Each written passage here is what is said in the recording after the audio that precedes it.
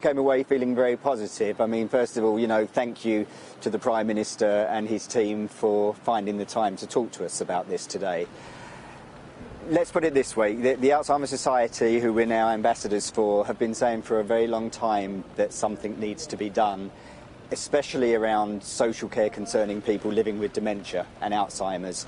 For some reason, it seems if you have a different kind of illness, you're taken care of and, the NHS will look after you, but for some reason dementia seems to be a bit different. So for instance, people with dementia will have to pay 15% higher for social care than if you were living with another disease. Now, obviously no one wants to get this, and I think all of us would say that no one must be penalised for having a certain condition. OK, what did the Prime Minister have to say? He's told us he's very committed to fixing this problem. He listened, there were representatives from the Alzheimer's Society there with Barbara and I, and everyone said exactly why we need this to happen. I mean, what the Alzheimer's Society are asking for is that there's an urgent NHS dementia fund set up.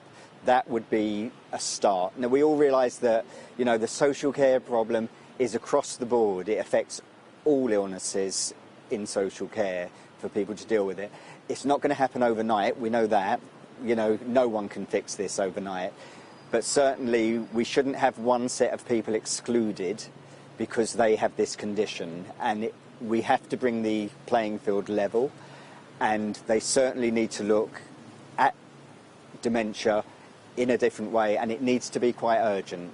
It really does. We have to get something going. We know it's not going to be happening straight away.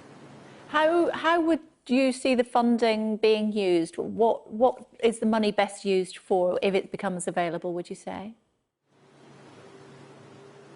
Well, if the money becomes available, it's going to be best used to suit each individual person's immediate needs. I mean, there may be things that need doing to the house, alterations that need doing to the house. There may be things like stair lifts need to be put in. Electric sockets might have to be altered. There are, apart from the hands-on care of people make sure everyone's okay, that they're taking their medication, that they haven't had an accident in the night, there is so many different areas where this is going to be used, and at the moment it is not available. Families are having to give up their jobs to look after their loved ones. They're also, in cases, having to sell their homes. I mean, I met an 80-year-old lady 2 weeks ago in Bristol, a lovely lady called Val, whose partner is in a care home, and her partner's savings have gone.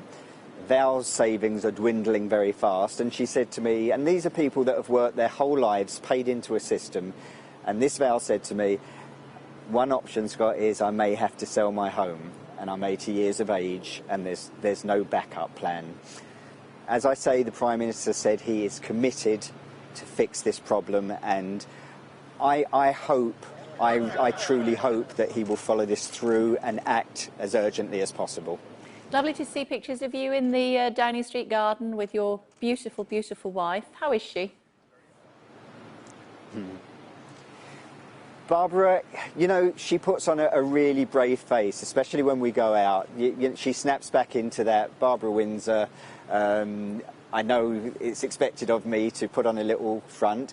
It's not as easy as it used to be, Kay. For instance, on the way down to Downing Street, I must have explained to her about 8 times where we were going and why we were going.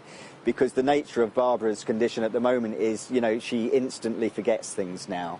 Of an evening, she constantly will ask me when we're going home, or where are we, or why are there pictures of us in this place. And of course, we're sitting in our front room. People who are caring for people with Alzheimer's and dementia will identify with this straight away. For those of you that can't identify with this, I pray that you never have to go through it. I pray it never affects you, but I'm afraid to say that 1 in 3 people born today will develop dementia. At some point in time, you're going to come across someone whether it be a friend or a family member, that will develop dementia.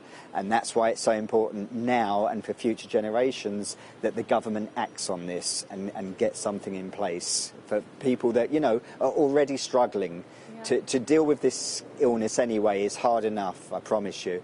And I'm in a very privileged situation where we don't have to worry about financial side at this moment. But there are people who really are struggling financially. So to have that stress on top of what you're living with must be absolutely unbearable.